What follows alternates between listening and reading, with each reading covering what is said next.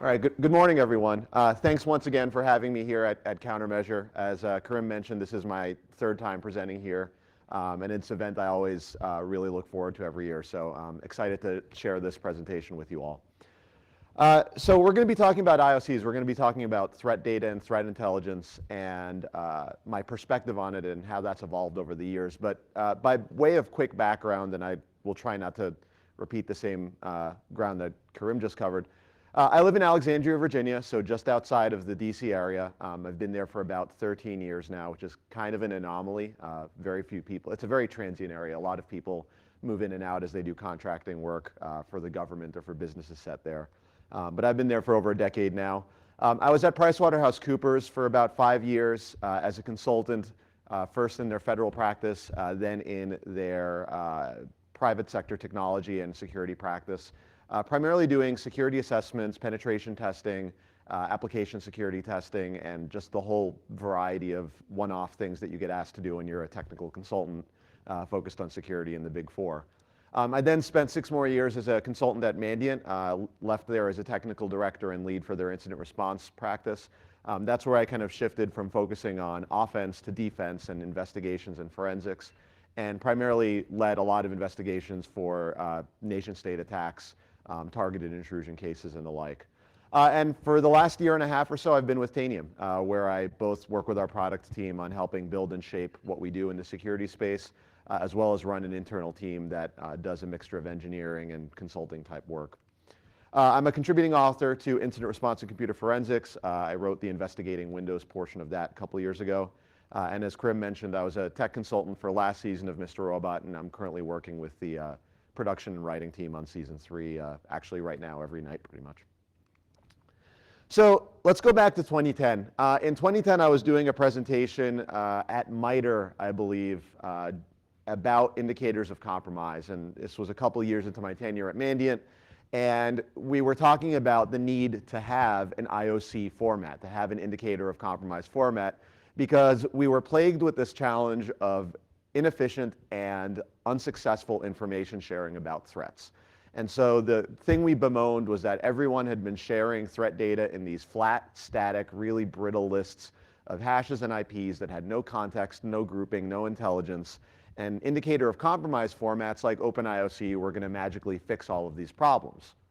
And the goal of IOCs, as opposed to just flat, unstructured data, was to produce human readable and yet machine consumable forms of threat data, to expand the width or breadth of the types of forensic artifacts that we were going to share and capture, and to provide more context around groupings of observables rather than just provide lists with no information about how they related or what they actually meant, to do better than signatures, in short.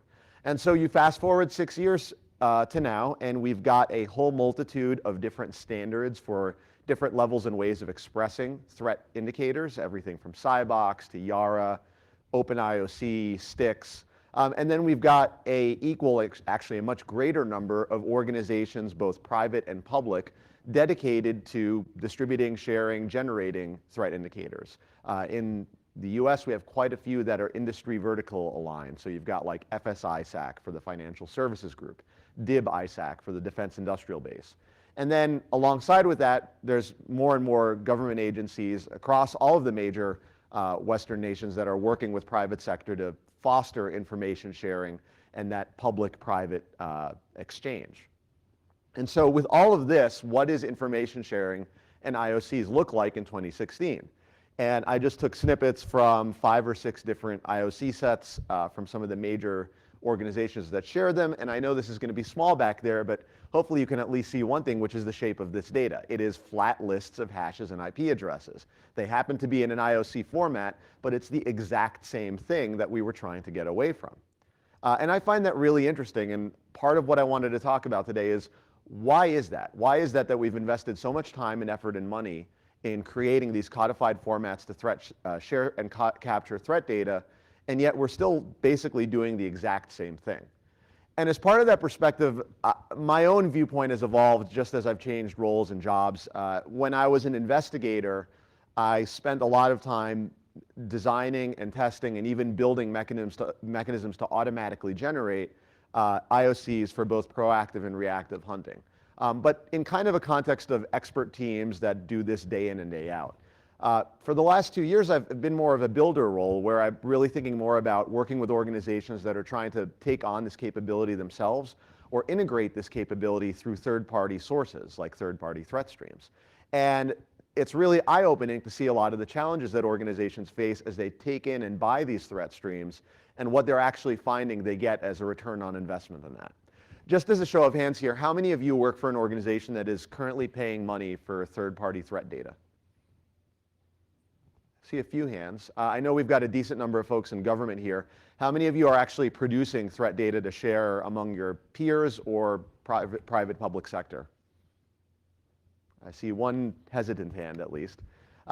Yeah, this is still really young, right? This is still evolving, and this is part of why I wanted to put this presentation together, because I think we're at an inflection point where people are making really important decisions about where they invest and what they build and what they share. And it's across that backdrop that I wanted to provide some of this perspective. And really what I'm seeing is that there has been an erosion of indicator-based threat detection. And part of that is just reality versus expectations and resetting what we actually think we're going to get out of threat data.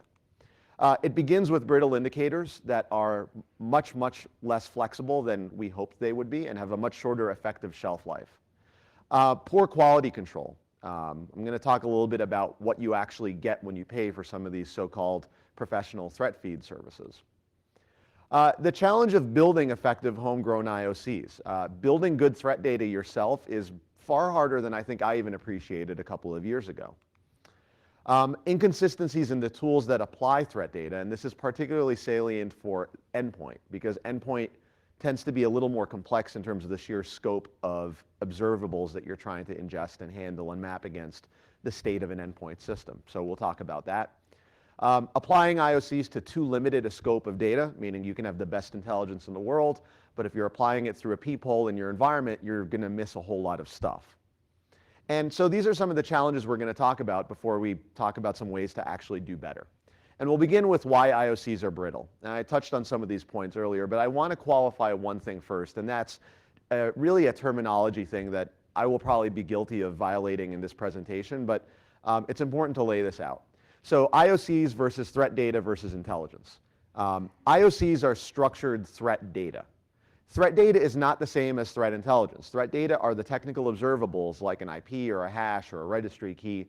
Threat intelligence is context analysis about a collection of observables, a collection of IOCs, along with who and how they are being used by a threat actor. Threat intelligence is really important to help make risk-based decisions about attacks and incidents and what you need to worry about. But I will also argue that threat intelligence is ineffective without high-quality threat data that accompanies it. You can spend every single day of the year reading PDFs of white papers by CrowdStrike and FireEye and Cisco and every other vendor that puts out, this is the latest threat group you need to worry about. This is what, I don't know, Fancy Bear or Sad Panda or Party Parrot or APT38 is doing. But you're never going to make yourself more secure. You're never going to operationalize a PDF of data across all of your environments at the pace or cadence you need to. So quality threat data is absolutely necessary for all that context and intelligence to actually be useful. So let's look at the DBIR from last year. I think I'm seeing a trend here that it's like obligatory to have at least one DBIR slide. So this is mine. Most shared IOC types. And this is probably going to be a bit small in the back of the room, but I'll tell you that the numbers here show that IP addresses, file hashes, and DNS names are the most common across every single information sharing group, both private and public, that Verizon DBIR tracked in 2015. If you go to the APT notes data set, this is kind of an interesting data set for unstructured threat data. It lives on GitHub, and it's basically a compilation of every single threat report that every security vendor puts out. They have hundreds and hundreds of these, and they've extracted out all of the data into one spot. And so I ran some numbers and found, like, how many host names are in here, how many URLs. And if you look at the graphs again, the vast majority of the data being shared in these reports are hashes, file names, IP addresses, DNS names, and URLs. So we are sharing the same really brittle static data that we all know as industry practitioners changes incredibly fast. The lifespan of a malware hash is incredibly short. The lifespan of a C2 IP address is incredibly short. And that is all we continue to share. And what I also find interesting is that we seem to be pursuing this notion, and I think this is coming from a lot of the anti-malware companies out there, that we're going to solve this problem with the cloud and more rapid analysis and big data. And so I did some digging in history and wanted to see, like, what were we doing 7 or 8 years ago? So 7 or 8 years ago, actually as far as 10 years ago, Bit9 was tracking 4 billion unique executable files, DLLs, drivers, and adding about 50 million entries per day. That's in 2007. 2009, McAfee launches their Global Threat Intelligence Initiative and is claiming to track 140 million IP addresses and do 50 million file lookups per day. In 2011, Symantec talked about tracking tens of billions of linkages between users, files, and websites. And clearly, we haven't had a single impactful breach from 2009 till today with all of this great data at our disposal. So if billions and billions of these things didn't solve the problem 5 or 6 years ago, there's no way in hell it's going to make a difference now. And so I'm really skeptical when I see a lot of the practitioners in security espousing that there is going to be an intelligence-led revolution in how we handle information security. Because I think, and I'll talk later about how IOCs and threat data are really important as part of an ecosystem, but to make this notion that intelligence-led security is going to change everything belies the fact that we were saying the exact same thing 7 years ago. The quote on the left here is from Dave DeWalt at McAfee, and I'm not picking on him or McAfee as, you know, being the only one saying this, but this is a history lesson. 7 years ago, McAfee is talking about revolutionizing security with global threat intelligence and this vast network of sensors and threat data. And then in 2016 at FireEye, he's saying the exact same thing. An intelligence-led approach is going to help us predict attacks. It didn't then, and it's really not going to change things now. So with that in mind, let's talk about whether what you're paying for in terms of threat data is actually effective. I work with a lot of organizations that have looked at the paid feeds and the free feeds, and I'll often get the question of, like, is there a marked difference in quality between paid and free? And the answer usually is yes. A lot of the free feeds out there, like, you know, if you go to a site like Hail a Taxi, you're going to see a really, really poor signal to noise ratio. But what I found disappointing as I started to dig into this is the sheer lack of quality that you'll actually find in most of the major threat intelligence sources that you can subscribe to. And I'm not going to name any names here. I'm not going to call attention to one vendor because it's actually a complicated problem to solve. But I actually want to show you some examples and get you thinking about the fundamental question here, which is if you are paying for feeds or if you're thinking about it in the future, how are you going to assess data quality in that feed? There's a quote here from an analyst at ESG from last year, 2015, where he tried to survey this and found 74% of professionals in our industry said it was extremely difficult to determine the quality and efficacy of an individual threat intelligence feed. And I don't see that changing anytime soon. So my incredibly non-scientific methodology for this was to choose two top tier, so I would say, like, if you were to do Magic Quadrant, they'd be all the way in the top right, leading threat intelligence services. I grabbed the most recent 20 indicators from each, and I spent 15 minutes looking at them. This was literally all I did. So from my incredibly scientific sampling approach here, let's look at what I found. Like the second indicator I found, and this is actually a very common pattern in a lot of threat intel services, is hashing or taking the malware hash and grouping it in an AND block with a file name. So if you've ever looked at OpenIOC, you have this notion of logic trees and ORs and ANDs. When you AND the hash with a file name, it means that the indicator will never ever match unless the hash and the file name are both set exactly as expressed in the indicator. Well, that's silly, right? Like, if I have the hash, who cares what the file name is? I mean, the whole point of the hash is to reliably fingerprint the file regardless of what its name is. By ANDing it with the file name, I've just basically guaranteed that this indicator is far more brittle than it already would be. And that is in a paid feed. I like this one. This probably came out of a sandbox and never had a set of eyeballs on it. So this is a link file. And the block here has the link file name, the size, and the hashes all grouped together. So for this IOC to hit, you have to have a link file with this size and those hashes. If you've ever done Windows forensics, you'll know that a link file, inside it, contains a bunch of metadata, including the volume GUID of the file path that it's pointing to. That volume GUID will never exist on any other system except what produced the link file in the first place. So this IOC will never match on any other box in the universe except the sandbox that spitted it out the first time. These indicators are both, again, OpenIOC format, and if you've ever done any work with Python or Py to Windows or Py to Xe type stuff, you've probably seen like the Win32 Python PYD files that you get as artifacts of that. And what happened probably here is that there was a malware sample that used Python to exe or some framework that allowed Python code to run in Windows. And so we have legitimate components of Python libraries here with hashes that you would find in lots of developer systems, because these are legit files, but they're artifacts probably of some malware that happened to use these same dependencies. So this is basically tantamount to taking a legitimate Windows DLL and shoving it in IOC. And so I look at this and then I'm really horrified when I hear people talking about, automatically triggering remediation actions when an IOC matches.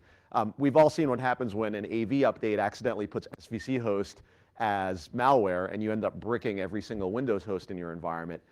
The same thing could happen at scale with bad IOCs if you don't realize that this is some of the stuff coming through your feeds.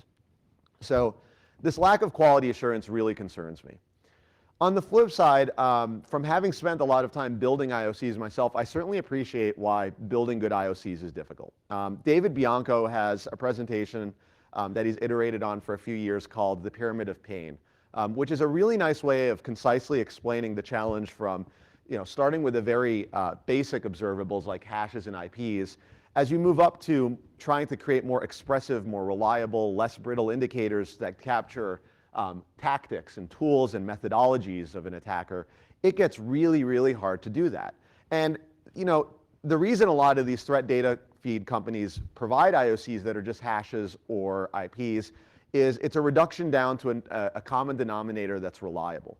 If you are providing a threat data feed and you have a really smart, clever IOC that produces a bunch of false positives, your consumers get annoyed.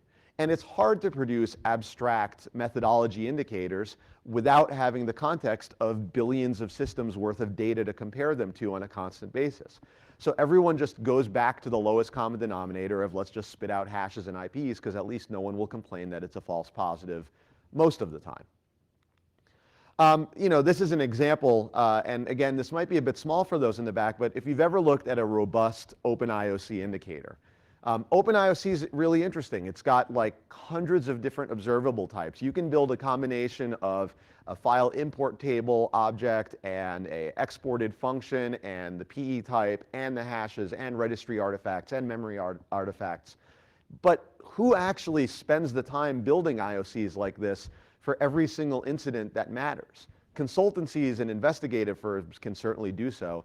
But if you're running a SOC or CERT team, even if you've got a full-blown CERT team, there's no way you're going to have analysts constantly trying to iterate on this stuff and ever keep up. That's why you pay for third-party threat feeds. But again, from the producer end, they're blindly sending these indicators out and hoping they don't cause a ton of false positives. And when you start to get experimental like this, that's when you start to produce a lot of noise and people get angry that you're not giving them the fidelity that they want. Specific to endpoint indicator matching, there's another challenge, which is inconsistencies in IOC detection tools. And I think this comes from the fact that OpenIOC, and even to a lesser extent Stix and Cybox, defined observables without defining the actual way to evaluate systems for said observables. And so when you look at tools on the endpoint side that are trying to consume different forms of threat intelligence, what you'll probably find is incredible inconsistency in how they're ingesting and applying that threat data. It begins with supported observables. If you're paying for an IOC feed that is giving you things like scheduled task items or registry keys, and all you're capable of doing is matching file names and file hashes, then you're blind to a chunk of the threat data that you're getting in that feed. The second thing is logic handling. If you've got OpenIOCs or Stix or Cybox observables that are implementing this logic tree, are you confident your endpoint tool is actually evaluating that logic tree and not short-circuiting it in a way that's going to produce unexpected behavior? There's no spec that defines how to do that in OpenIOC. You just have to figure it out and hope that everything works. And then most importantly, and this is where I see a lot of both third-party feeds, homegrown IOCs, and vendor tools all fail, is data normalization. What do you do when you get an indicator that has % system root or % user in it? What do you do if you've got an indicator that's for a redirected file path because of WoW64 behavior in Windows? Like if your IOC matching tool is 32-bit and you're running on 64-bit Windows, are you accounting for file system redirection? If you've got an indicator that matches to volatile state data like HKey current user, HKey current user doesn't exist in the Windows registry. HKey users and a SID does. Is your tool mapping against the static registry or the hives as they're mapped in memory? If you got an IOC with this, are you going to miss and false negative because your tool isn't properly capturing it? Again, there's no standard that defines how you should do this. Every vendor has to figure it out and do their own thing. Now, the fortunate thing, and this is by product of them coming from a true standards organization and not a vendor, but Styx and Cybox, which both came out of MITRE through joint work with US government, do have a few tools for data normalization. Make the Styx, and there's a Python Cybox framework that is a script called normalize. You can run this across your threat data and get more normalized, reliable output if you're working in those formats. But I don't think many organizations out there are actually doing that. OpenIOC itself is a world of hurt. And again, OpenIOC was kind of first to market with a format like this, so I really can't pick on them too hard. But OpenIOC was basically created out of the output format of MIR, Mandiant Intelligent Response.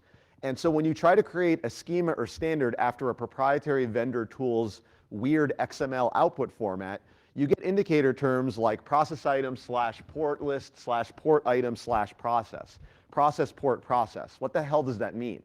I mean, I know what it means because I've worked with the technology, so I know that it's the port held by a process as parsed out of process memory, but that's not at all intuitive if I'm just trying to figure out, you know, how the heck do I have an indicator term to map a port held open by a process? Or file item PE info detected anomalies string. If you read the description, it's like string for detected anomalies in the PE headers. Well, what are those strings? Does every tool produce the same string? Do you have a map that you can give me so that I can consistently evaluate this or use this term? This is a significant problem, and this is another reason why you see so many indicators just dumb themselves down to hashes and IPs, because no one can deal with this stuff. So we talked about indicators being brittle. We talked about some of the market forces that unfortunately lead to really poor indicators being shared and sold, as well as the reason why building good indicators is hard. Let's now talk a little bit about both challenges and opportunities to do better and shift the conversation to things that are more productive and positive. And I'll begin with widening the scope of endpoint indicator usage. So the fundamental question, and I'm going to stick to endpoint here, is what can you see? So you've got endpoint-centric threat data. What are you matching it against? And the way I always like to articulate this is you've got domains of data and domains of systems. Domains of data are in three categories. The current volatile state of your systems, which is essentially what's in memory. So what processes are running, what network connections are active, what objects are serialized in memory. Historical activity, so this is the sort of like telemetry feed that a lot of security tools produce of a rolling set of historical events. What files changed, what processes ran, what network connections previously were created, what users previously logged in. So telemetry. And then third is data at rest. So objects sitting on the system, not currently in use, not currently active, like a file on disk that's been there for 5 years, or a registry key or a line in an event log. So that is your scope of data that provides opportunities for threat data matching. And then where can you see that? You've got your workstations and your servers. I'll define workstations as end user computing devices and servers as everything else that powers your IT infrastructure. So this is what you need to be evaluating against, and the questions become, well, you know, what's your scope, what's your cadence of detection, where are your gaps, and where can you do in-place detection versus needing to build data lakes to facilitate using your threat data. And no one wants to build more data lakes where they can avoid it. So first thing that you'll often see is matching on the SIM. And this is just born from the fact that SIM usually gets stood up to ingest network data because it's easier, like there's fewer sources of network data than endpoint data. So when you stand up a SIM, what you'll usually find is you'll have your web proxy logs, your firewall logs, maybe your network malware appliance feeding into it. And then on the endpoint side, it's a lot more sparse. You get like maybe your antivirus and HIPS alerts and maybe your Active Directory logons, maybe some critical application servers, but you don't get comprehensive coverage. Like, you can't reliably say, I'm going to give you a hash for a file at rest in the environment. Will I find that in the SIM? Well, of course you won't, because no one's forwarding from every machine in their environment everything that's on them to the SIM continuously. You'd be making Splunk very, very rich if you did that. So SIM is great for what you can centrally capture, but that is a very small subset of what you need to do on the endpoint. Forensic telemetry is where a lot of the EDR market has gone. So the notion of just having a recorder on the endpoint that continuously captures events and then keeps it locally or streams it up to some place where you can say, did this process run 5 minutes ago or 5 days ago, and you can find it in some sort of data set. And that's really great. Like, that accelerates incident response, and it's a great opportunity for threat data matching because you capture all those short-lived events, like a password dumper that ran for a minute. You've got its hash, you've got its metadata, it's recorded, it's captured, you're good to match it against your threat info. The challenge is it's still a limited scope of data, meaning you're keeping a rolling window of things that have changed in your environment. That doesn't help you with finding things in your environment that existed before you installed that tool.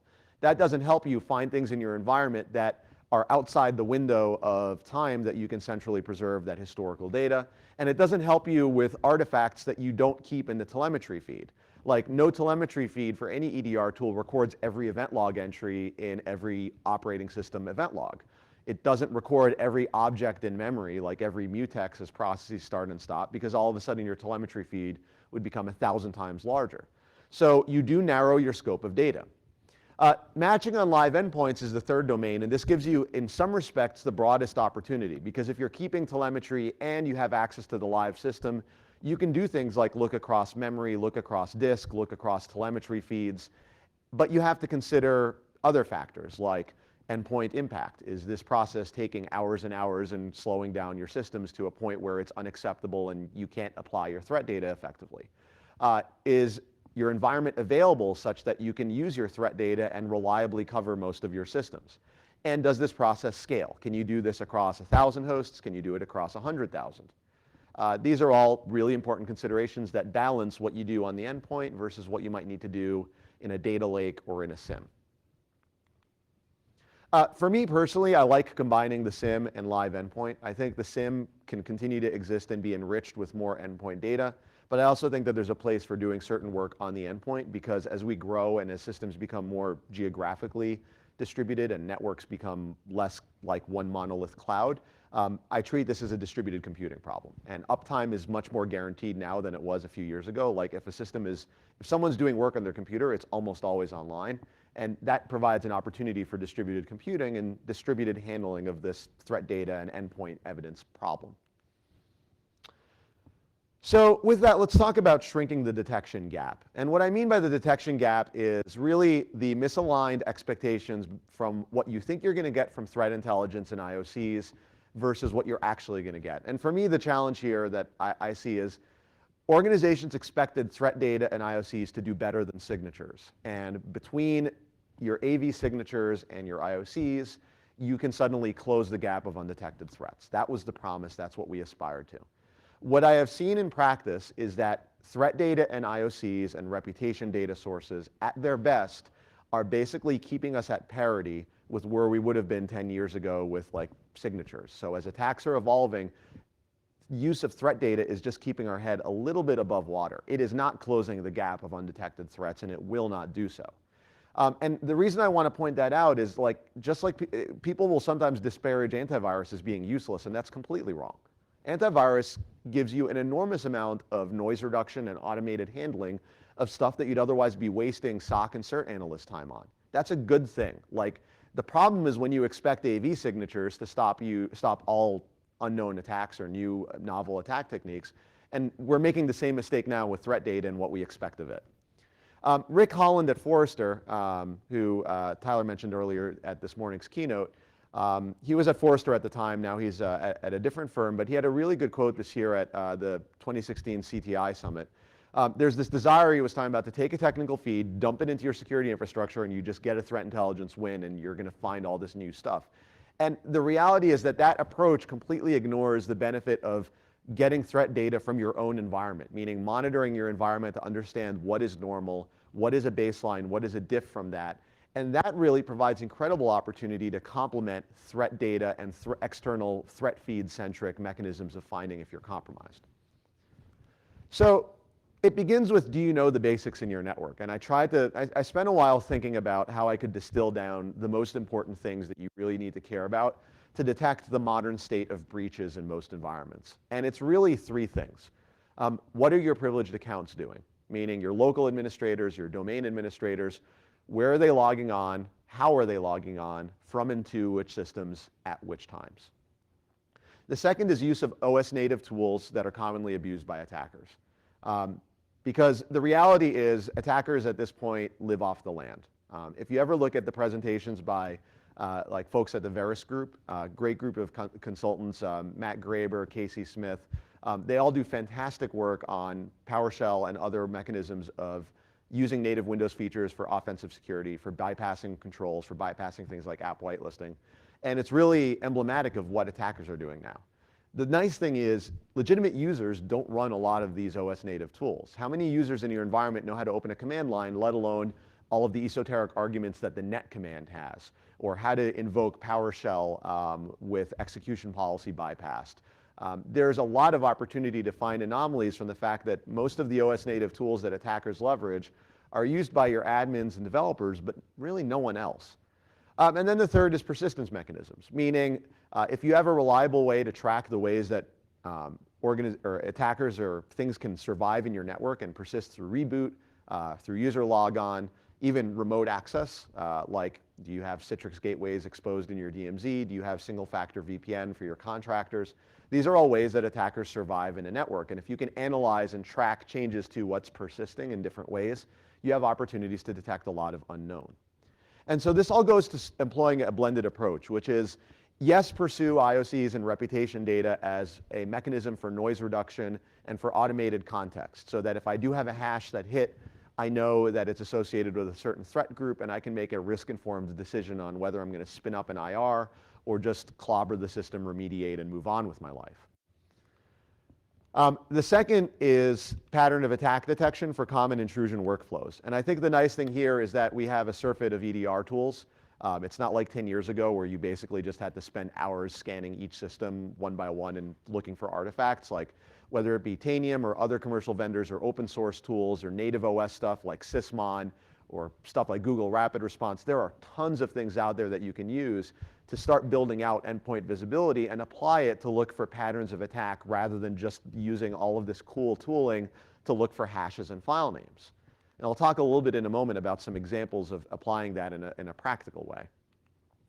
And then finally, anomaly and outlier analysis. And I'll touch on this a little bit, but the idea here is not to try to just find anomalies among the millions of haystacks that you have in your environment, but to pick discrete sets of systems and users and compare them to one another in ways that can surface interesting things in the three items I mentioned in the previous slide. What your privileged users are doing, what's persisting, and how are native OS capabilities being used or abused. So let's talk about the middle one there, patterns of attack. When I talk about looking for patterns of attack as opposed to specific indicators, I like to think of it as what are the lowest common denominators that you see threat actors, both targeted and opportunistic, apply across intrusions.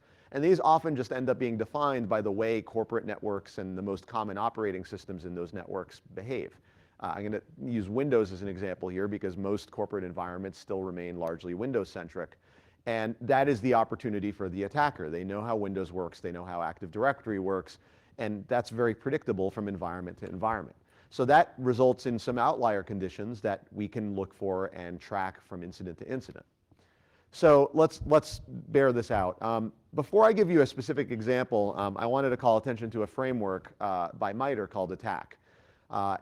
Earlier, if you saw Andrew Hayes talk, he talked about the CIS top 20 benchmarks for implementing effective security and how the Australian Signals Directorate said if you employed the top 4 of those, you'd cover 85% of threats. I think this is an interesting angle on this that MITRE has recently put out about mechanisms of attack across each phase of the attack lifecycle and the techniques that are employed.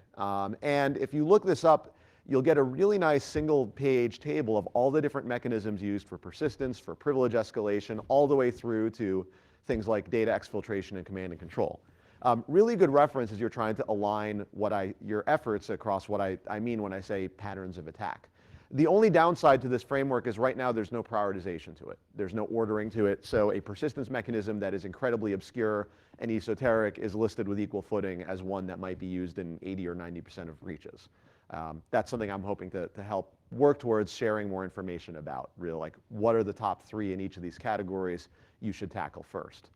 But let's take an example of this that I really enjoy talking about, which is detecting host-to-host command execution. So we're going to talk about a post-breach scenario where you've got at least one infected system, an attacker foothold of some sort, and you've got an attacker with an administrator account that lets them hop around a couple hosts. Maybe it's a shared local administrator, maybe it's a moderately privileged domain account.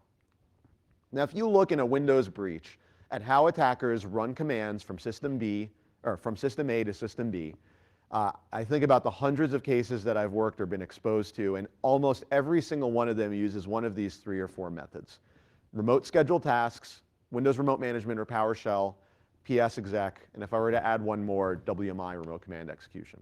These are 4 essentially native to Windows ways to run a command on a remote host if you have privileges to it and you're already inside the network. You don't need to ship malware down to the host. I mean, okay, PS exec is not part of Windows, but it's a widely used administration tool that would not raise eyebrows in most environments. So you don't need to bring Metasploit down to a box to do this stuff, and this is a great example of living off the land. The nice thing is when you use all of these tools, you leave behind a ton of evidence. You create logon events when you run remote scheduled task, or even PowerShell remoting or PS exec, you're creating network logons on the target host. You might be creating explicit logon events on the source host. If you do process telemetry, like with Sysmon or lots of commercial tools that record historical event tracking, you're going to have execution of these commands that, again, normal users don't typically run on their own. And then there's lots of other artifacts over the network in memory and so on. But even just these top 2 here are readily available, readily parsable if you have any modern EDR tool deployed in your environment. And this will give you coverage of 90% of the ways, if not more, that attackers move from host to host. And so what you do with all this data is then apply analysis criteria to it. So on a rolling basis, can you reliably track who, like which accounts, are using these methods in your environment, both for good and bad, where they're occurring from source and destination, at what time they usually occur, and what they actually run. So what are the scheduled tasks in my environment executing? What files are they dropping? And this gives you neat little stacks of data where you can start to do outlier analysis. And just as Andrew was mentioning in his building a security team talk, the idea is to take small chunks and small problems and then build out a hunting capability piece by piece. And you could just start with scheduled tasks as an example of this. And scheduled tasks remain really, really prevalent for attacker behavior in Windows environments. So let's use Dooku 2.0 as an example. Kaspersky, AV vendor, got breached by a threat actor that was pretty sophisticated. And they actually published a nice tell-all about what the attacker did and what their tools and tactics were. And this campaign used some malware that is called the Dooku family. And in particular, their white paper described how the attackers would use scheduled tasks to run a dropper component of this malware named MSI exec remotely. And so when they would do that, it would create this event log in the task scheduler event log in Windows saying, task scheduler created this task named MSI exec. And they even mentioned that this is similar behavior that the attackers did back in 2011. So for 5 years, they've been employing this technique. So what was really funny to me is if you went and looked at the IOCs that Kaspersky shared or FireEye or any of the other vendors, I think this is Kaspersky's on screen. The IOC doesn't have a single task item or anything about scheduled task metadata in it. It's a list of hashes and IP addresses. Like literally, this is the whole indicator. Exactly the problem we talked about earlier. So we could do better than this, right? We could maybe add a task item to the IOC. That's part of Open IOC spec. We could look for scheduled tasks that run MSI exec and start to do some outlier analysis. But maybe that's still a bit specific, and maybe we want to take a step back further and think about the problem holistically, which is if attackers are using scheduled tasks so consistently across breaches as a common mechanism of lateral command execution, how could we just in general build a process to find this stuff? So let's look at the analysis approach for event logs. Every single Windows computer in your environment is recording whenever a task is created, the user that created it, and what thing it ran. And that log is really small. It's like 10 megabytes.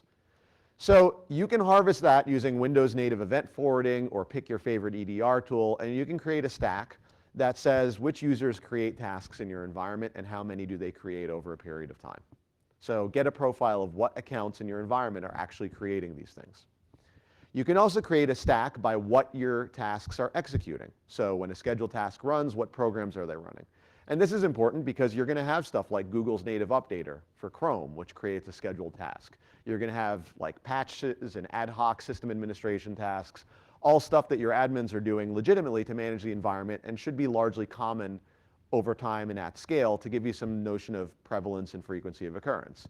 And this will already start to bubble up the one-offs that seem more interesting, like a task named one.bat or test.bat or dump.bat or something in a temp directory that might warrant further investigation and further analysis. And that's where you then go back to the full log context and say, who ran what at which time? And you can start to mark off for future hunting recycling of this effort as this is known good, this was marked as commodity bad.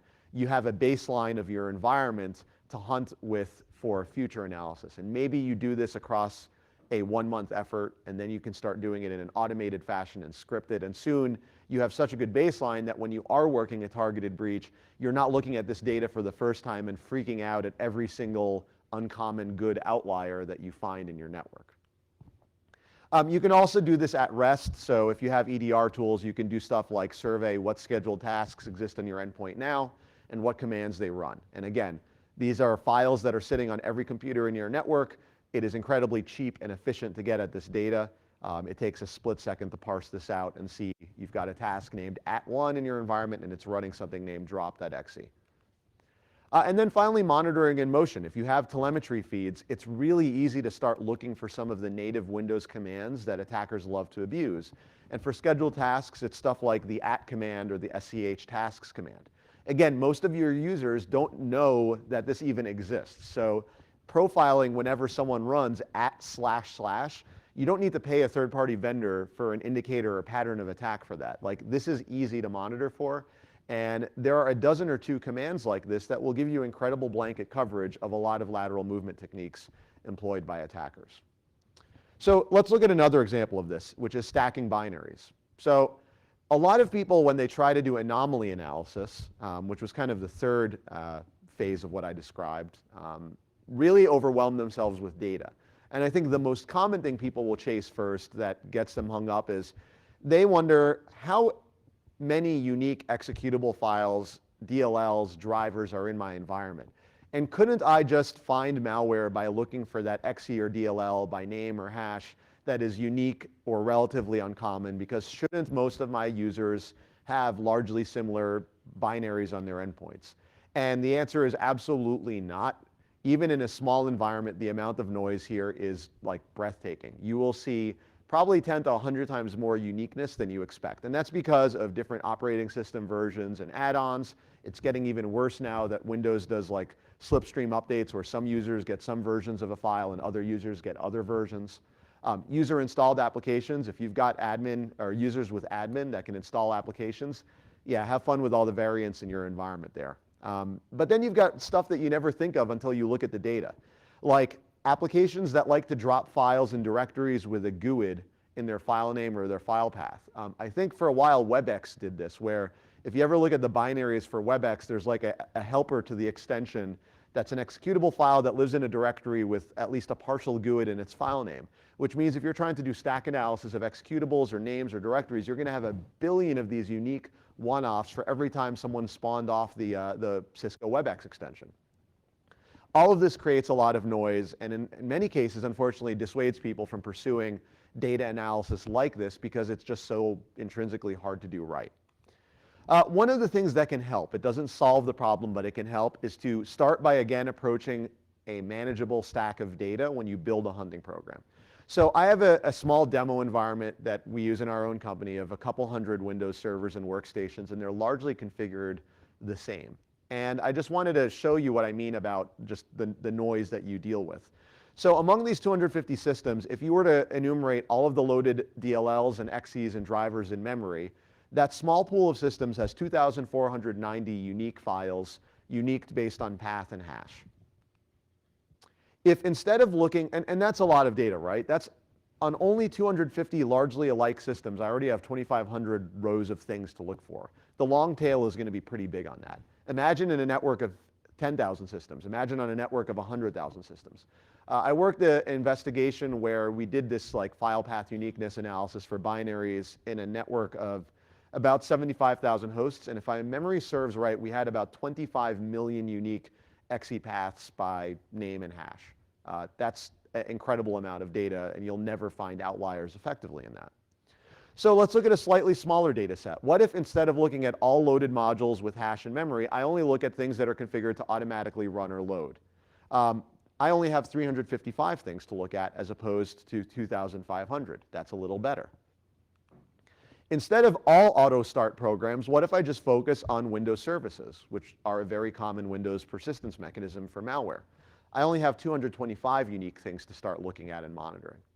And what if I want to go really extreme and pick a more obscure but increasingly popular and covert persistence mechanism like WMI event consumers? Now I've only got 4 unique things that I'm tracking across an entire environment because there's very few Windows event consumers or WMI consumers that the OS natively creates. And so it's a lot easier to find an outlier in 4 things. So you can take on manageable bite-sized chunks of data and then build your way up from that and get a nice baseline understanding of how your environment works in the meantime. The other key here is to compare alike assets. If you're trying to hunt and do anomaly analysis across users or systems and you're comparing against the whole estate, you're always going to get overwhelmed with too much noise and too much of a long tail. In this example, I'm showing you auto start programs across a mix of workstations, servers, laptops, and we've got 308 unique entries. If I only compare auto runs against things that are SQL servers in my environment, I've only got 71 unique things. So think about that from a monitoring perspective. It's going to be a lot more effective for you to look for unique persistence mechanisms across your domain controllers as a group, across your database servers as a group, across your administrator workstations than it is to just compare against everything. And if you start to think about your environment in terms of logical units like that, it becomes a lot easier to proactively detect anomalies than to just try to tackle the whole set of data at once. I have a whole other presentation that's kind of complementary to this. It has some overlapping content, but then a bunch more technical examples. It's called Hunting in the Dark. It's on my speaker deck account. So if you'd like to read a bit more about this, do check that out. But let's wrap up with a few closing thoughts and takeaways. So one of the things I also wanted to share is where things are going in terms of standards and platforms that solve some of these endemic issues with good threat data sharing and usage. And there are a few things that I like out there. Has anyone heard of or used MISP before? 2 hands. So MISP is Malware Information Sharing Platform, I think. It is an open platform for consuming threat data and threat feeds. It gives you information and analysis and comparison of what you're ingesting, and it provides mechanisms to then shunt that off to some of the other tools in your environment. It is a really nice platform with Soltra recently announcing effectively that they're EOLing. It's probably one of the most mature remaining open platforms for threat data collection out there. So I suggest you check that out. For threat hubs and exchanges, everyone knows about the public sector and industry vertical specific exchanges out there. I'm unfortunately not too familiar with the exchanges in Canada, but I'm sure if they don't exist that the government's working to build some of those. On the private sector, there's one that I want to give a plug for because I really like how they're approaching this, and that's Facebook. So Facebook's been running Threat Exchange for 2 years. They have a couple hundred members across lots of different industries. And Facebook does a really good job with how they've built their graph to consume and manage and rate and score threat data. Probably the most, I would say, mature approach that I've seen in industry to tackling this problem. And so they are free. You have to just agree to certain terms to join and to share info if you want to, but they run a great program. And then from standards, I beat up a bit on Open IOC. I didn't talk a lot about sticks and Cybox. I mean, show of hands here, how many of you have worked with Cybox before? Yeah, I'm so sorry. Like it's not pleasant because when they built those standards, they built them to try to encompass so many edge cases and use cases that you ended up with hundreds upon hundreds of terms. And so the net result is people look at this and they see this giant XML schema, and your eyes kind of just roll back in your head, and as well they should. It's too much. Cybox 3.0, which OASIS is working on finalizing, is refactoring and simplifying it greatly. Same for STIX, which is kind of like an envelope around Cybox and other things. So that is going to help a lot, because they realized, like, look, we don't need a term for everything. We just need to tackle the most commonly used and commonly shared types of observables, and to do so effectively and well. Better to tackle the 80% really, really well than to worry about building a standard that encompasses the whole universe and becomes too difficult for people to use. The second is quantitative assessment of threat feeds, and this is really hard. Like I said before, no one is really doing this at any sort of scale, and so I looked to see if there were a lot of tools or good resources out there for quantitative assessment of threat data quality, and all I could find is something from the MLSec project.